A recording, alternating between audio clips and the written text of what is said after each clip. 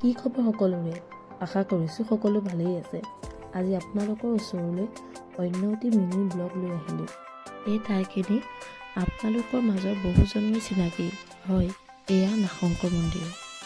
আজি মই টিউশ্যন কৰা ক্লাছ 8ৰ 5জন ছাত্ৰ ছাত্ৰীক লৈ এই মন্দিৰলৈ বুলি আহিলোঁ। সিহঁতৰ মনত বহুত হেঁপাহ আছিলে ফুৰিবলৈ যোৱাৰ, গতিকে আজি লৈ আহিলোঁ মই মোৰ ভাল লগা এখন ঠাইলৈ।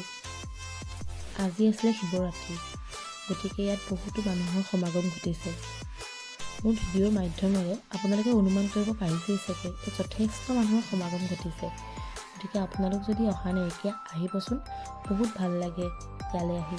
তাতে আজি শিৱৰাত্ৰি, গতিকে ইয়াত আহিবলৈ পাই মনটো সঁচাই বহুত ভাল লাগিলে। লগতে এই মন্দিৰৰ কিছু দৃশ্য আপোনালোকৰ ওচৰত দাঙি ধৰিবলৈ মাত্ৰ চেষ্টা কৰিলোঁ। আৰু এই মন্দিৰত এটা পুখুৰী আছে। সেই পুখুৰীত বহুতো কাছ আছে। লগতে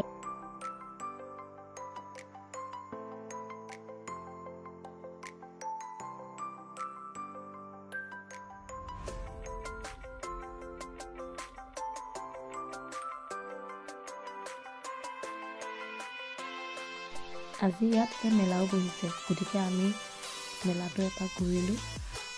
লগতে নিজৰ ভাল লগা দুই এপদ বস্তু কিনিলোঁ। এয়া চাওকচোন, আমি তিনিজনীয়ে ফুলৰ পুলি ল'লোঁ। আৰু এয়া আকৌ আমাৰ যাত্ৰা আৰম্ভ হ'ল। আৰু বাকী পিছৰ অংশ অন্য এটা মিনি ব্লগৰ সহায়ত লৈ আহিম। ধন্যবাদ। আকৌ